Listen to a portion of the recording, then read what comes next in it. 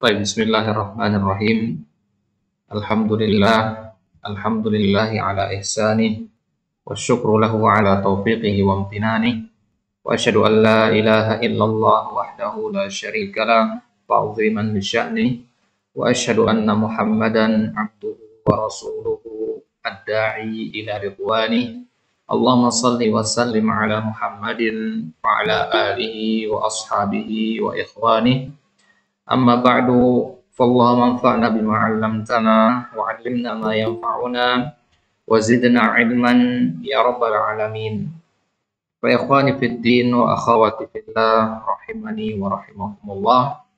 Alhamdulillah ta'ala fi hadhihi al-lailatil mubarakah naltaqi marratan ukhra fi hadhihi majmu'ah. Alhamdulillah, di malam yang mubarakah ini insyaallah Allah pertemukan kita kembali di majelis ini untuk melanjutkan kembali pembahasan ilmu alat, yaitu ilmu nahwu dari kitab An-Nahwu At-Tatbiqi.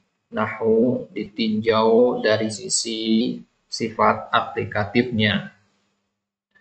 Baik, maka malam hari ini adalah pertemuan kita yang kelima. Pertemuan yang kelima. Kembali kita lanjutkan pembahasan kita. Silakan dibuka di kitabnya atau di PDF-nya. Di halaman 12. Kita masih di pembahasan al-kalimatu wa aqsamuha, pembagian kata. Nah, jadi di pertemuan sebelumnya kita sudah bahas apa itu kata, definisinya, syaratnya. Kemudian kita katakan bahwasanya dalam bahasa Arab kata itu dibagi menjadi 3 bagian.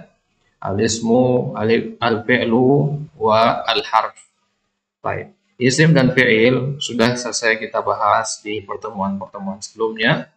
Sekarang kita masuk ke bagian ketiga dari al-kalimah, yaitu al-harfu. Nah, sini tulis mengatakan salisan al-harfu. Baik.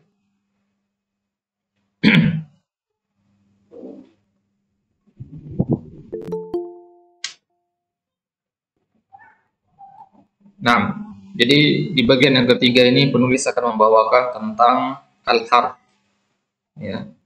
Setelah kita bahas isim, fi'il, baru kemudian al-harf. Kenapa al-harf itu selalu diakhirkan? Karena pembahasan al-harf itu sedikit kaitannya dengan i'rab. Mana i'rab itu merupakan pengaplikasian dari teori-teori dalam ilmu nahwu. Sehingga pembahasan tentang huruf biasanya diakhirkan oleh para ulama. Sekarang putus-putus lagi, Ustaz. Wala syai'an min alamatil fi'l. Nah, Nahwu hal bilang Ustaz. nahwu Hal wa fi wa lam. Nah, illam taqbal. Nahwu hal wa illam taqbalil kalimati Kalimatu syai'an min muslim wala syai'an min alamati mudil ba'dil fa kun alaiha bi annaha harf. baik, bi annaha harfun. Baik, syukran. Barakallahu fiik ya Pak Aramis. Nah, kita mulai ikhwan. Salisan al-harfu, bagian yang ketiga al-harf. Al-harfu ikhwan secara bahasa memiliki makna tepi atau ujung dari sesuatu. Lidzalika qala ta'ala fi suratil Hajj, wa minan nasi man ya'budullaha 'ala harf. Di antara manusia ada orang-orang yang menyembah Allah pada ujungnya saja. Apa maksudnya? Dia seolah-olah berada di tepi jurang. Di tepi jurang keraguan antara beriman sama ragu. Fa in asabahu khairun itma'an nabi. Mereka itu kalau ditimpa kebaikan, dapat rezeki, mereka akan merasa tenang. Tapi sebaliknya, wa in asabathu fitnah yanqalaba ala wajhihi khasirat dunia. Tapi kalau mereka mendapatkan musibah, maka mereka menjauh dari Allah. Nah, jadi di situ Allah katakan wa minan nasi man ya'budullaha ala harf. Harf di situ diartikan sebagai ujung. Ya, berada di ujung. Baik. Ya, itulah salah satu alasan ya kenapa pembahasan tentang huruf selalu diletakkan di belakang. Ya, karena al-harf secara bahasa artinya ujung. Baik. Kemudian al-harf kadang dijamak menjadi al-huruf wa ahruf. Hurufun wa ahruf. Nah, jadi ya yang benar dalam bahasa Arab itu mufradnya adalah harfun. Ya, hurufun itu jamak. Jadi kalau untuk mengatakan huruful ba, keliru. Yang benar adalah harful ba, karena huruf itu jamak. Nah, definisinya adalah huwa kalimatun dallat ala ma'nan fi ghairiha. Huruf adalah sebuah kata dallat ala ma'nan, menunjukkan sebuah makna. Ya, kalau dia dikatakan sebagai bagian dari kalimat, tentu dia memiliki makna. Akan tetapi perbedaan antara al-harfu dengan isim dan fi'il adalah maknanya itu tidak pada dirinya sendiri. Ya, kalau definisi isim sama fi'il kemarin apa? Fi nafsiha. Ya, kalau di sini fi ghairiha. Jadi huruf itu memiliki makna, tapi maknanya itu tergantung dengan isim dan fi'il yang menempelinya. Jadi kalau ditanya apa makna fi, kita nggak bisa jawab makna fi itu apa sampai untuk menambahkan kata benda setelahnya. Fil masjidi misalkan, baru dia memiliki makna. Ya, baru fi dikatakan memiliki makna. Baik, jadi kalau kita analogikan huruf itu seperti parasit yang menempel pada pohon inangnya. Ya, kalau dia sendirian tanpa pohon inang, mati dia, nggak punya makna. Ya, tapi kalau menempel dengan pohon inangnya, pohon induknya, barulah dia memiliki makna. Baik, fal harfu lahu maknan. Huruf tentu memiliki makna. Makanya huruf itu dikatakan ada dua, huruf mabani dan huruf ma'ani.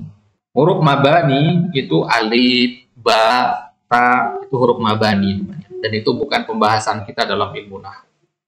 Yang kita bahas dalam ilmu nahwu adalah huruf yang lahu makna, yang memiliki makna. Dengan kata lain, dia adalah huruf ma'ani.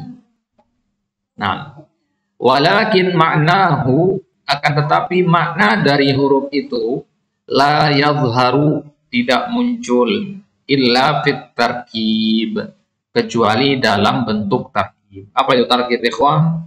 Tarkib masdar dari kata rakkaba yurakkibu tarkiban, artinya susunan. Ya, artinya susunan. Maknanya adalah huruf itu tidak memiliki makna kecuali kalau disusun. Berarti ditempel dengan yang lain. Yang namanya susunan tentu terdiri lebih dari satu. Ya, susunan huruf, berarti hurufnya lebih dari satu. Ya, maka huruf yang kita bahas di dalam ilmu nahwu itu tidak memiliki makna sampai dia disusun dengan isim atau fi'il, barulah dia memiliki makna. Makanya dinamakan huruf. Contohnya misalkan huruf ma'ni itu adalah min. Min itu diantara huruf ma'ani, ya, disebut dengan harfu jarin, huruf jar. Ya, jadi min itu adalah huruf jar, lahu maknan, dia punya makna. Tetapi walakin ma'nahu la yadhharu illa bit tarkib. Akan tetapi maknanya tidak akan muncul ya kecuali kalau dimasukkan ke dalam at-tarkib. At-tarkib itu sendiri, ikhwah, ya, dalam bahasa Arab tarkib itu ada banyak macamnya. Atau kita kenal dengan istilah al-murakkab. Ya. Tarkib itu juga disebutkan dengan istilah yang lain al-isnad. Ya, tarkib juga disebut dengan istilah al-isnad. Kalau tarkib artinya susunan, al-isnad artinya penyandaran. Ya, tarkib artinya penyusunan, ya, al-isnad artinya penyandaran. Iya, turun sini.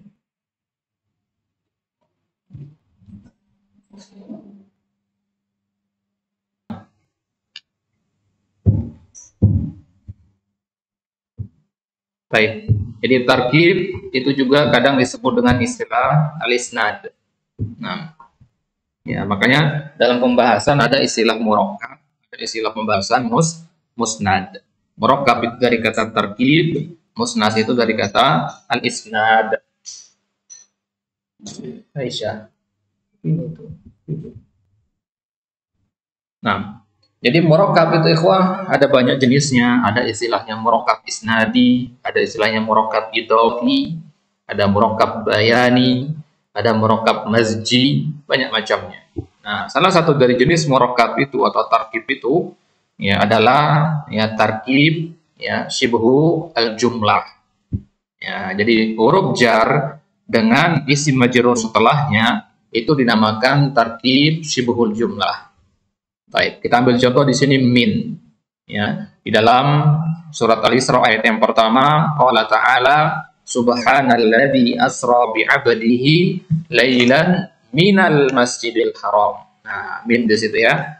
Ya, sukun ketemu sukun maka dipatahkan jadinya minal masjid. Baik, soal katanya adalah min di situ. Nah, apa makna min? Min itu memiliki 9 makna. Ya, tapi yang paling zahir adalah min itu untuk ibtida'il ghayah. Ya, di dalam ayat ini fungsinya adalah sebagai ibtida'il ghayah. Apa itu ibtida'il ghayah? Ibtida' artinya permulaan. Al-ghayah artinya tujuan. Yang namanya tujuan itu letaknya di akhir. Ya, kalau antum pergi dari rumah menuju masjid, ibtida'il ghayah antum adalah dari rumah. Ya, intiha'il ghayah antum di masjid. Nah, maka antum mengatakan dhahabtu minal baiti ilal masjidi. Ya, minal baiti berarti ya al bait ini adalah ibtida'il ghayahnya. Nah, itu adalah ibtida'il ghayahnya. Baik, nanti akan kita bahas di halaman selanjutnya tentang perincian dari jenis-jenis huruf insyaallah. Baik. Jadi di dalam ayat ini Allah Subhanahu wa taala mengatakan subhanalladzi, maha suci. Ya, masdar dari kata ya at-tasbih, ya. Subhanalladzi, maha suci yang telah memperjalankan hambanya asra yusri fi'il madhi lailan, di malam hari. Dari mana? Minal masjidil haram. Ya, dari al-masjidil haram. Nah, berarti permulaan ghayahnya berawal dari al-masjidil haram. Baik. Ya, ketika Allah mengatakan tsumma khalaqnakum min nutfah, kemudian kami ciptakan kalian itu dari nutfah, berarti ibtida'il ghayahnya manusia itu dari setetes nutfah. Nah, itu diantara makna min yang paling zahir. Ya, kemudian makna min yang kedua yaitu at-tab'id. Ya, at-tab'id itu dari kata ba'du bermakna sebagian. Ya, cara mengetahuinya nanti antum ganti saja min itu dengan kata ba'du. Yastaqim amla al-makna. Laukan al-makna yastaqim, idan min di situ maknanya at-tab'id. Contohnya dalam surat Al-Hajj wa minan nas, di mana wa ba'dun minan nas atau wa ba'dun nas man ya'budullaha ala harf. Ya, dan sebagian manusia, artinya tidak seluruh manusia, menyembah Allah di atas harf, di atas ya ujung keraguannya. Ya, ujung keraguan itu maksudnya antara iman dan kufur. Kalau kita ibaratkan di atas jurang itu adalah keimanan, ya, kemudian di bawah jurang itu kekufuran, maka orang-orang model begini ini berada di ujung jurang, hampir-hampir akan jatuh kepada kekufuran. Kenapa? Dijelaskan di ayat selanjutnya, kalau mereka mendapatkan khairun itma'an nabi, mereka akan tenang, mereka akan beriman kepada Allah. Tapi kalau mereka tertimpa musibah, ya, mereka yang merasa diri adalah orang yang paling merugi, kemudian mereka mengingkari nikmat-nikmat yang telah Allah berikan. Baik, ini contoh saja ikhwah di antara makna min ya, yang huruf jar ada dua, ibtida'ul ghayah dan at-tab'id. Nah, jadi kalau nanya kepada antum misalkan akhi ma makna min, antum nggak bisa jawab. Kenapa? Karena min di situ belum dimasukkan ke dalam kalimat. Kalau nak katakan kepada antum, ya akhi ma makna minal masjid, bisa antum jawab minal masjid maknanya ibtida'il ghayah. Apakah semua min itu maknanya ibtida'il ghayah? Tidak. Kadang dia bermakna at-tabai, kadang dia makna al-dzarfiyah, terkadang dia makna an, terkadang bermakna ala, dan seterusnya. Ya, baik. Ya, ini contoh huruf. Ya, berarti min ini adalah huruf. Ya, bagaimana kita tahu bahwasanya min itu adalah huruf? Alamatuhu. Ciri-cirinya adalah alla yaqbala syai'an min alamatil ismi. Dia tidak menerima satu pun dari tanda-tanda isim. Wala syai'an min alamatil fi'li. Dia juga tidak menerima satu pun dari tanda-tanda fi'il. Artinya, ketiadaan tanda adalah tanda bagi huruf. Ya, ketiadaan tanda isim dan fi'il adalah tanda dari huruf. Makanya nggak dibahas ya, ciri tanda-tanda huruf itu apa saja, nggak dibahas. Selain tanda-tanda isim dan fi'il atau tidak bisanya dia menerima tanda isim dan fi'il, ya itulah tanda bagi dia. Gitu maksudnya. Ya. Tanda air yang bening itu adalah ketika tidak ada kotoran di dalamnya. Ya. Maka tanda dari huruf adalah ketika dia tidak bisa menerima tanda-tanda isim ataupun tanda-tanda fi'il. Ya, misalkan ada al-jar, min, ya itu kan tanda-tanda isim ya. Maka huruf tidak bisa menerima tanda-tanda. Baik.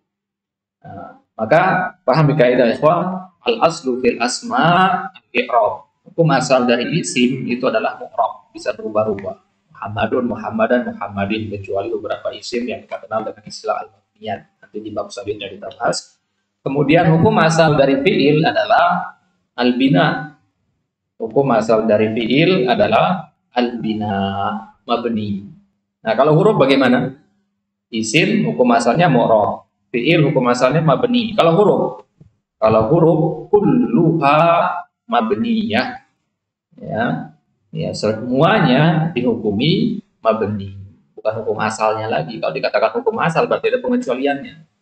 Ya, hukum asal air adalah bening, tapi ada air warnanya coklat. Nah, itu kalau kita katakan hukum asal. Tapi kalau kita katakan huruf itu seluruhnya mabni, berarti nggak ada yang mu'rab. Ya, berarti nggak ada yang mu'rab.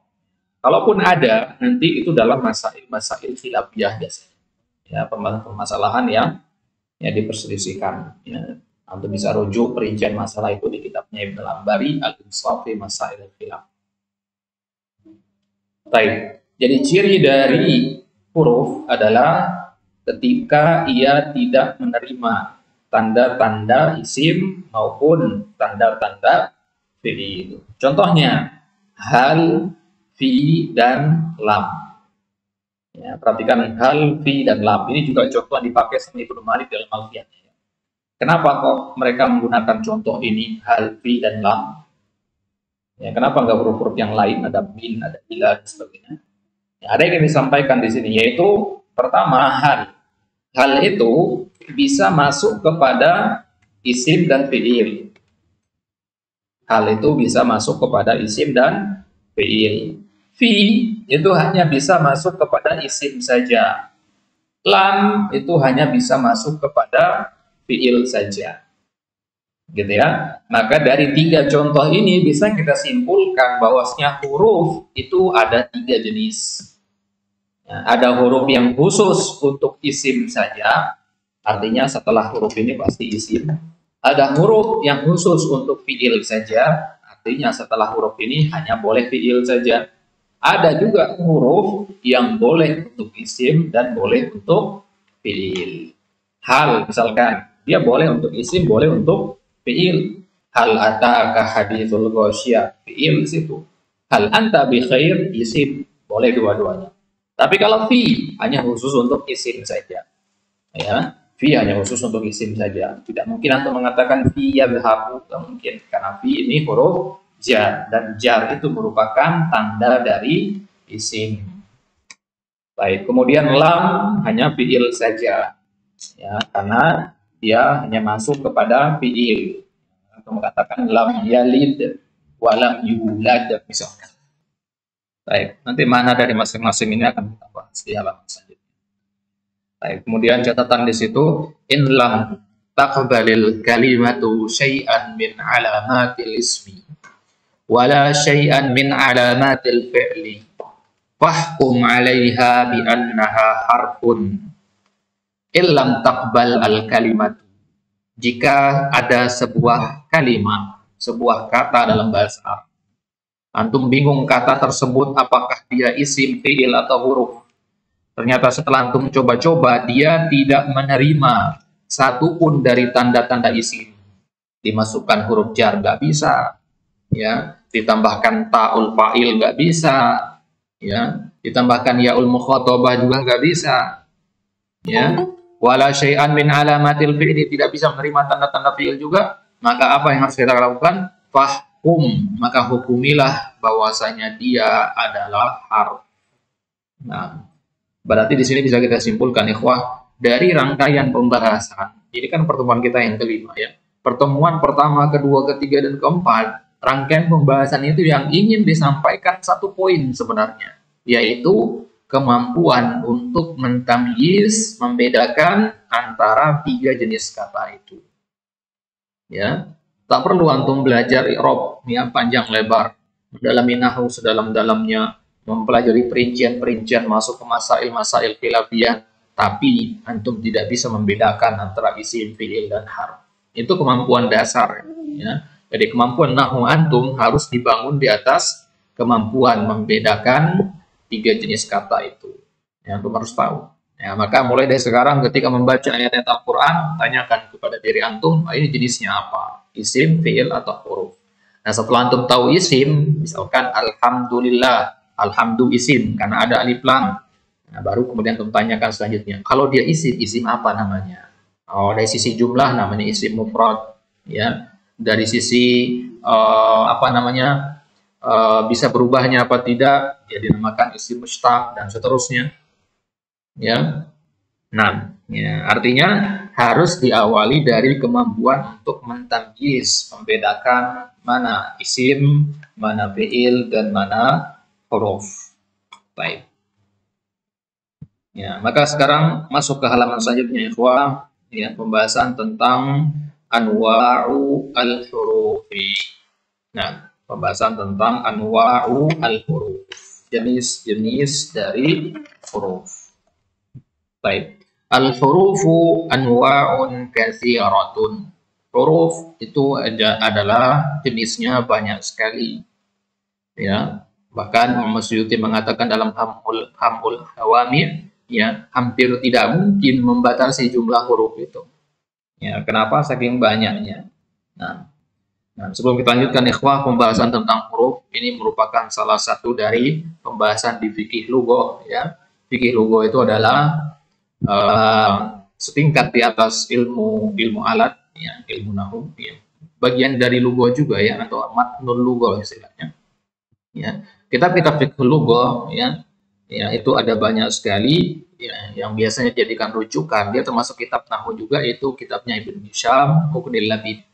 Ya, Mughnil Labib ini adalah kitab yang sangat bagus sekali kalau antum ingin mempelajari tentang jenis-jenis huruf dan makna-maknanya. Kenapa? Karena huruf di dalam Al-Quran dan hadis itu bertebaran banyak sekali. Hampir tidak ada ayat yang tidak ada hurufnya. Ya. Ya, dari awal antum membaca basmalah saja, antum awali dengan huruf Bismillah, alba, huruf. Ya, artinya pembahasan tentang huruf ini pembahasan yang sangat penting sekali. Ya, kalau antum ingin melihat bagaimana pengaruh dari makna huruf, ya, terhadap penafsiran ayat-ayat Al-Quran, antum bisa buka kitab-kitab tafsir, semisal tafsir Al-Kasyaf, ya, atau kitab Mafatihul Ghaib.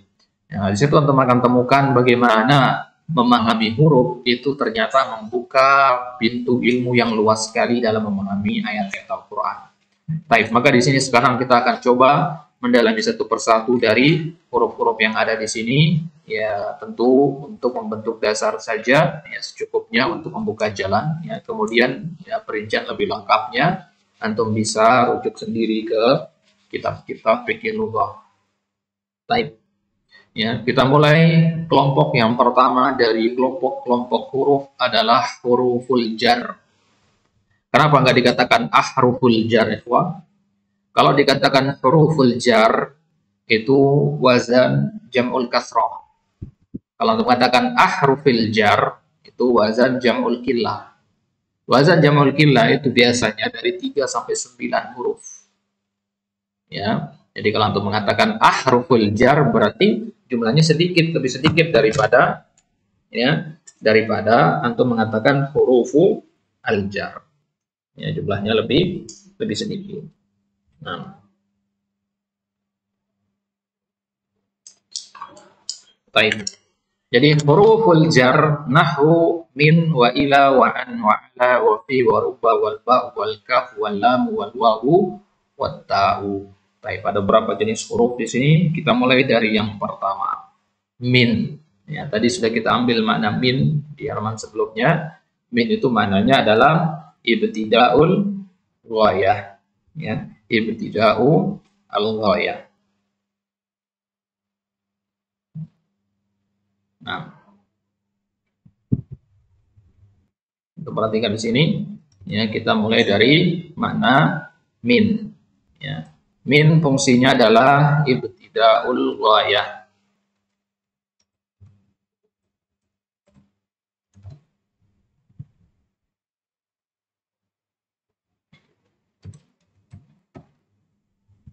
Ibtida'ul ghayah.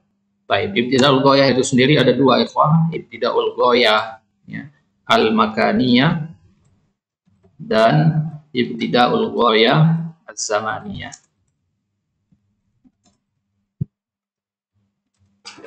Nah, ibtida'ul ghayah al-makaniyah contohnya di ayat tadi ya, subhanalladzi asra bi 'abdihi lailan minal masjidil haram ya. Ya, misalkan untuk mengatakan dhahabtu minal masjid ya, ila dan seterusnya. Ini namanya ibtida'ul ghayah al-makaniyah. Permulaan tempat. Ya, berarti setelah min di situ nama tempat.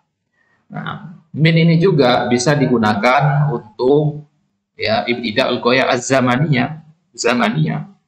Zamaniyah artinya ya waktu, misalkan atau mengatakan safartu ya. Misalkan kita katakan min yaumis sabti ya. Safartu min yaumis sabti. Ini ibtida'ul ghayah az-zamaniyah. Ibtida'ul ghayah az-zamaniyah. Berarti setelah min di situ ada keterangan waktu atau keterangan zaman. Baik. Kemudian huruf jar yang kedua ada ila. Ya, kita nggak masuk ke perincian-perinciannya. Ya, kita cukupkan dengan dua saja maknanya. Nah, total dari makna min itu sendiri ada 9, bahkan ulama-ulama yang lain menambahkan sampai 14 makna. Nah, kita cukupkan dua makna yang paling zahir saja, yaitu ibtida'ul ghayah makaniyah dan ibtida'ul ghayah al-zamaniyah. Ada as-sababiyah, ada tabaidiyah, ada al-bayaniyah, dan sebagainya. Baik, kemudian ila. Ya, apa makna dari ila? Ya, ila itu pasangan dari min.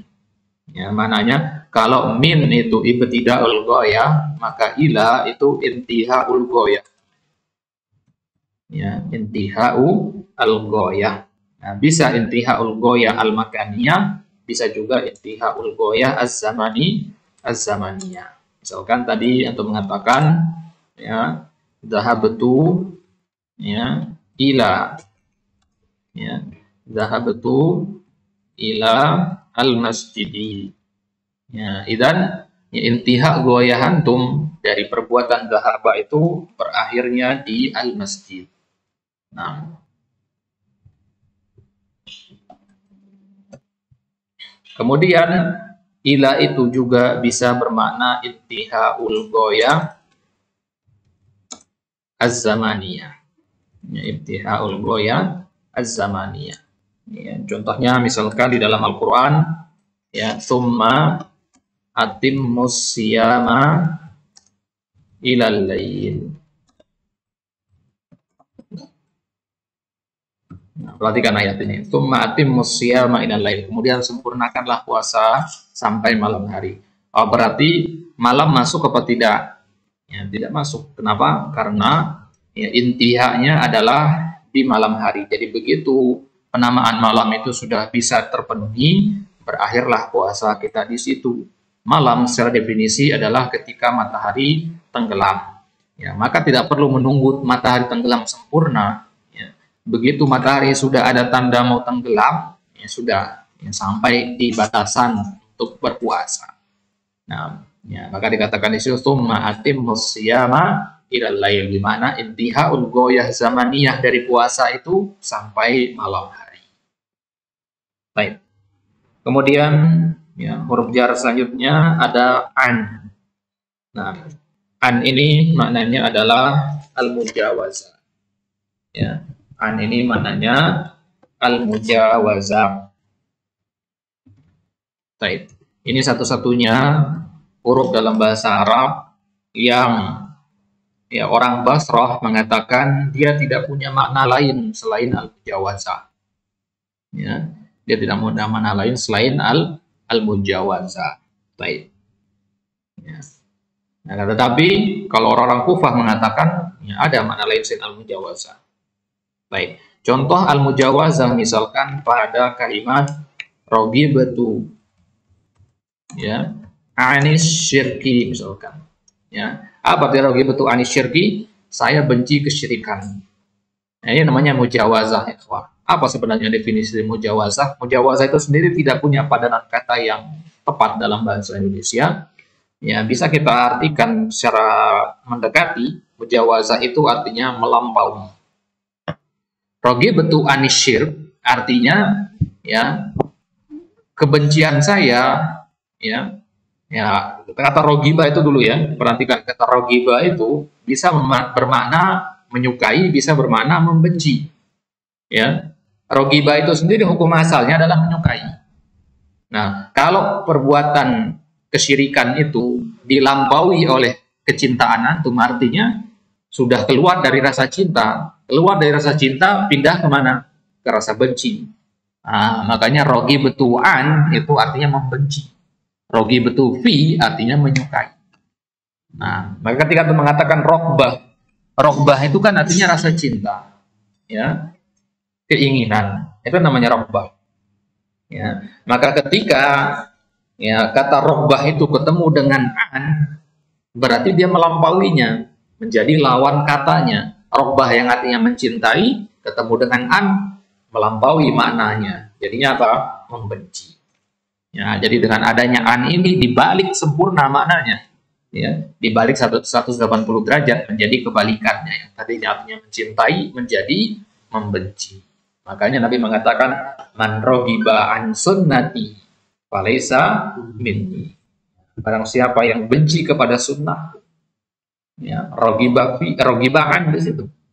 Ya, tapi kalau rogibafi sebaliknya ya, baik. Kemudian an ini selain makna al-mujawazah juga bisa bermakna min. Ya, bermakna min. Nah, ini yang dipersisikan atau dianggap tidak ada sama ya orang-orang dari madrasah al-Basrah. Semisal al-Imam Sibawai menganggap gak ada an itu bermakna min. Ya, mereka hanya mengatakan an itu maknanya al-mujawazah walam yadhkuru ghairaha. Baik. Ya, jadi an itu terkadang bermakna min. Ya, kapan itu? Ya, contohnya misalkan dalam periwayatan hadis. Apa itu mengatakan dalam periwayatan hadis? An Abi Hurairah. Ya, di mana min Abi Hurairah. Ya, jadi an di situ bermakna min. Atau di ayat wa huwallazi yaqbalu taubata an ibadi, di mana min ibadi. Ya. Wa huwallazi yaqbalu taubata an ibadi, di mana min ibadi. Baik. Adunnu ada ya.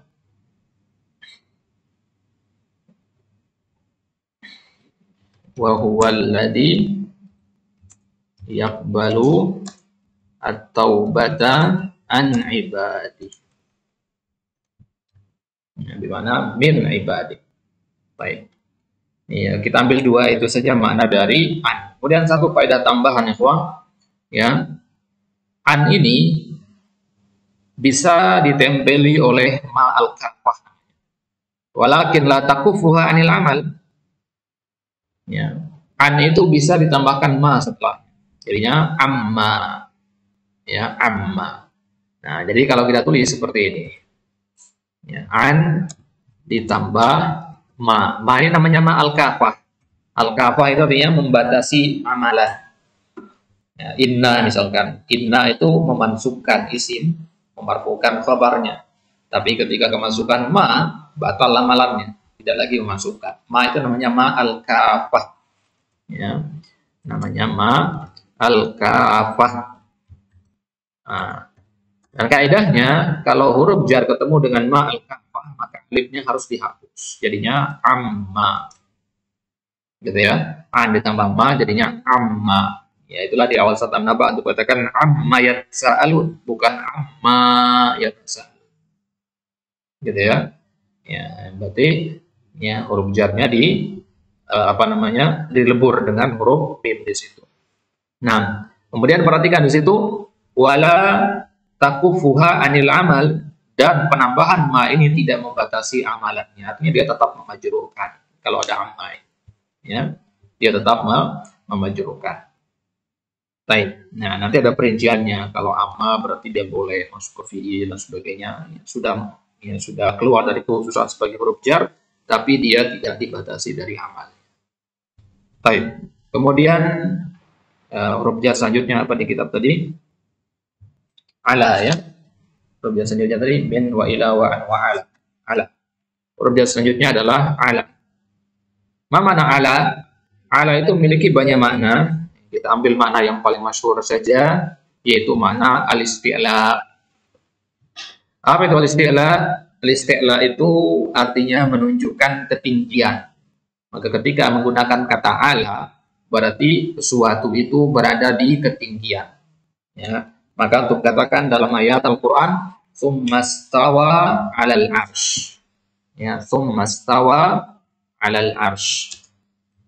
Ya, di situ berarti istiwanya Allah itu di atas al-arsy, bukan di dalamnya atau di sampingnya. Baik. Hanya itu yang kita ketahui tentang istiwanya Allah ya. Nah, jadi dalam permasalahan akidah tidak boleh kita mempertanyakan bagaimana kaifiyah istiwanya Allah. Istiwa itu maknanya adalah bersemayam. Itu makna yang paling mendekati. Bagaimana Allah bersemayam? Apakah seperti duduknya raja di atas singgasananya? Tidak boleh dipertanyakan. Ya. Imam Ahmad mengatakan wasu'alu anhu bid'ah. Bertanya tentang bagaimana ya istiwa itu adalah pertanyaan yang bid'ah, perkara baru dalam agama, tidak boleh ditanyakan karena itu termasuk perkara yang gaib. Nah, jadi ala makna yang paling zahirnya adalah al-isti'la. Ya, contohnya misalkan antum katakan jalastu 'alal kursi. Saya duduk di atas kursi. Berarti ada isti'la di situ kan, menunjukkan ketinggian. Istilah itu sendiri nanti ada dua, istilah haqiqatan atau majazan. Ya, istilah haqiqatan atau majazan. Haqiqatan maksudnya beneran, ya, secara hakikinya, majaz secara kiasan saja. Misalkan kita mengatakan, ya Muhammad ala Zaid. Apa mana Muhammad ala Zaid? Apakah Muhammad menduduki Zaid begitu? Tidak, maksudnya secara kiasan, secara majaz, Muhammad itu ya atau Zaid itu lebih tinggi dari Muhammad ya.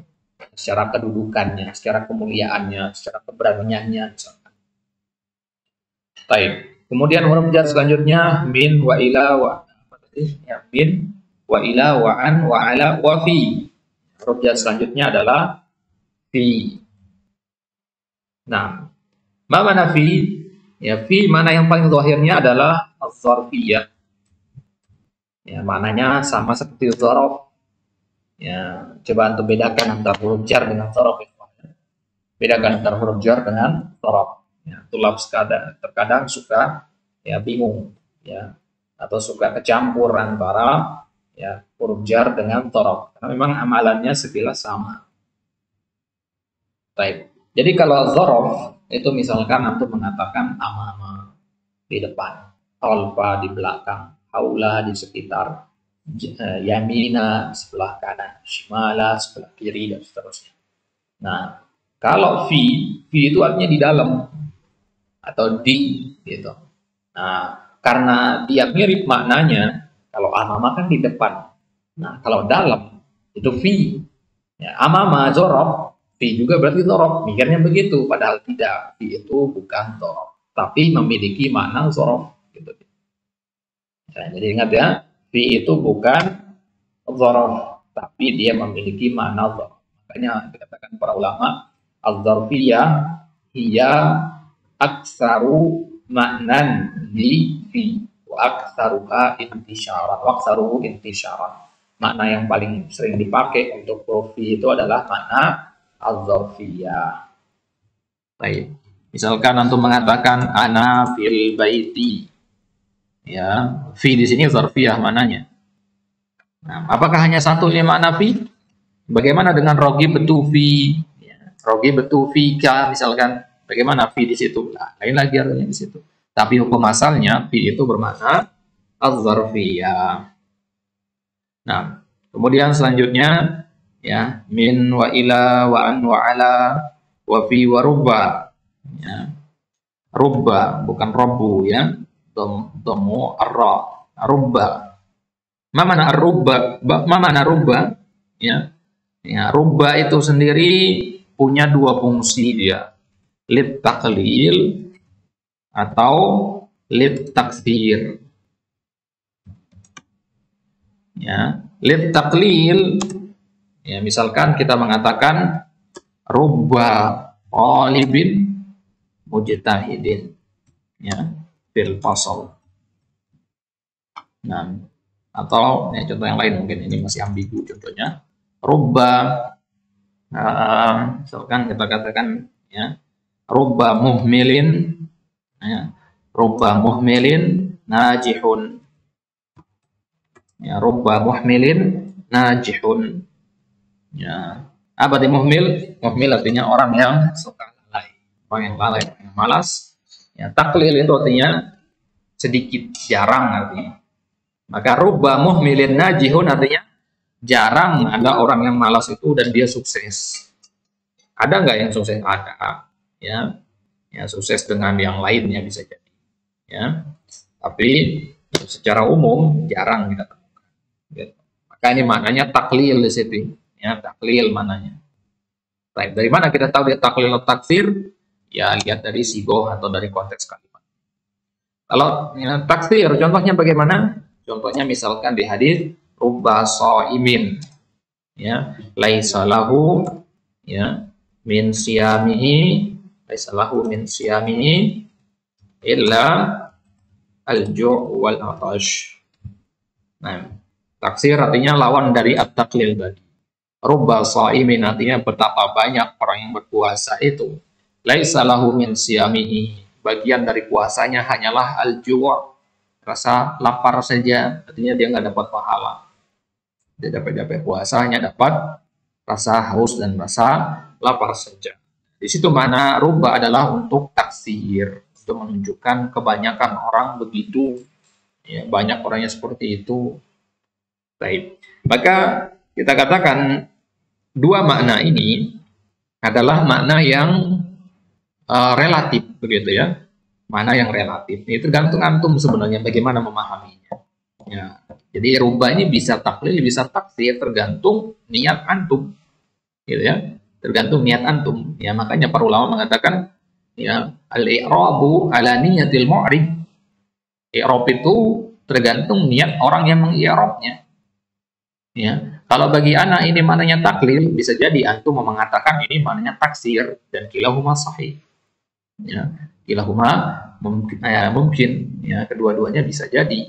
Ya, karena memang rubah itu maknanya ada dua. Baik. Kemudian perhatikan yang berkaitan dengan rubah ini, wah, rubah itu kalau di i'rab dia dikatakan harfu jarrin syabih bizaid namanya. Huruf jar itu ada tiga. Huruf jar asli, ya, kemudian huruf jar zaid dan huruf jar syabih bizaid. Ya, kapan-kapan lah kita bahas perinciannya. Nah, maka kita katakan rubba ini masuk ke kelompok yang ketiga, yaitu kelompok syabih bizaid. Nah, kemudian rubba ini juga diantara hal yang perlu kita ketahui tentangnya, bahwasanya rubba ini ya hanya memajrurkan nakiroh saja. Jadi setelah rubba itu pasti nakiroh. Ya, nah, ini faedah ini.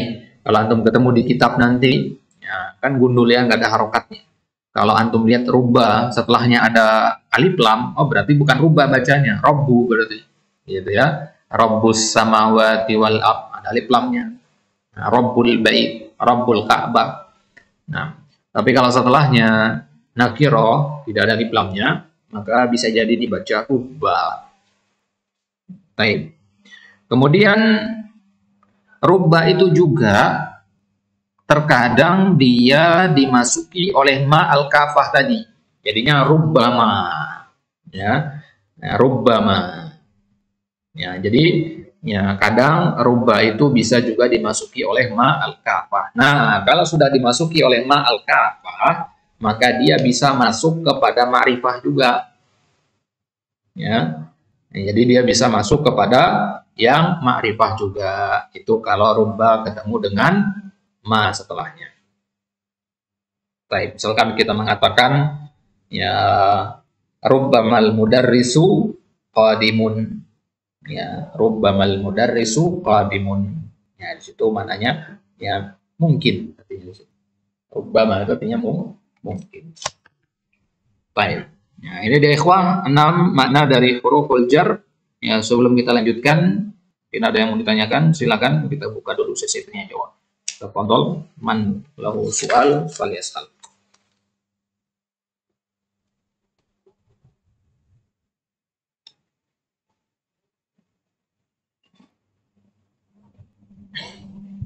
Hisham, tafadhol, mas soal. Nah, terkait huruf tadi. Huruf itu tadi dikatakan ada 3, ada huruf yang khusus untuk isim aja, untuk fi'il.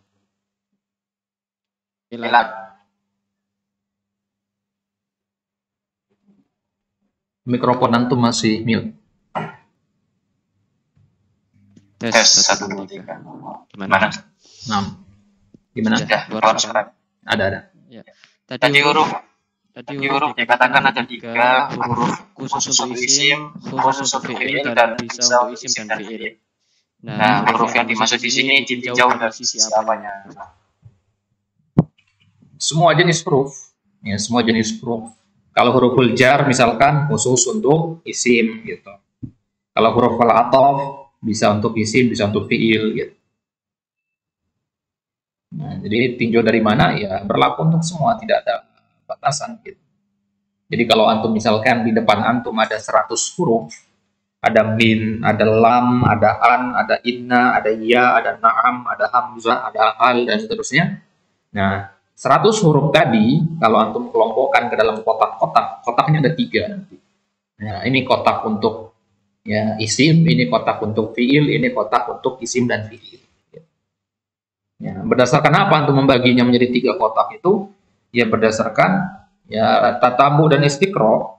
Ya, antum lihat di dalam kalamnya orang Arab, min itu setelahnya pasti isim. Nah, berdasarkan itu kemudian para ulama ahli bahasa menyimpulkan oh berarti huruf jar itu hanya masuk kepada isim saja, sehingga dia dimasukkan ke dalam kotak isim. Kalau huruful athof, huruful athof ini di Al-Quran dia kadang setelahnya ada isim, kadang ada fiil. Ya. Maka akhirnya kemudian para ulama ahli lughah menyimpulkan oh berarti huruf athof ini bisa untuk isim dan fiil. Nah, jadi berdasarkan apa? Berdasarkan tatabu dan istiqro'nya para ulama lughah. Nah, ada ya Hisham? Nah, Ustaz, alhamdulillah. Baik, kemudian Lutfi Sandi, tafadhol.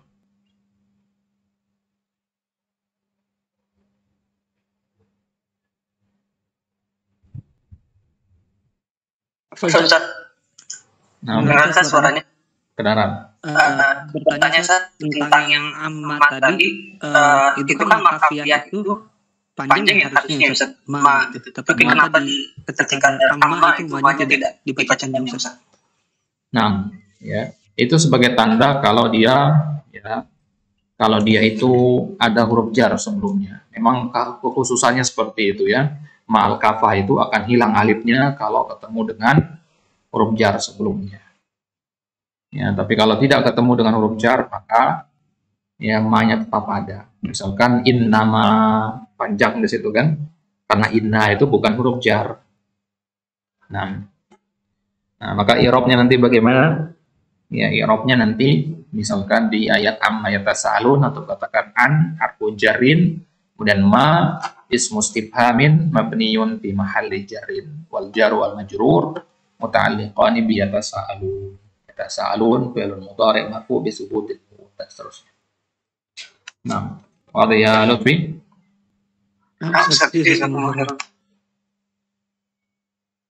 Baik, satu lagi ada yang bertanya? Angkat tangan dulu nanti kita tunjuk ya. Udah Ustaz. Nah, udah? Tadi kelewat ya. Oh, Abu Abdillah. Nah, apa? Mas soal. Mau tanya ini Ustaz apa?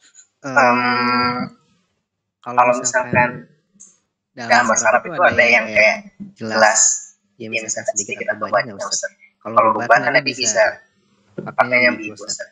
Kalau dalam bahasa Arab sendiri ada yang maknanya kayak jelas misalkan kata ketentuannya sedikit atau banyak. Terus kalau emang ada, kenapa nggak pakai itu aja? Kenapa dia berubah? Mungkin ada faedahnya yang bisa ini. Maksudnya mungkin kayak apa gitu yang kami tahu. Baik.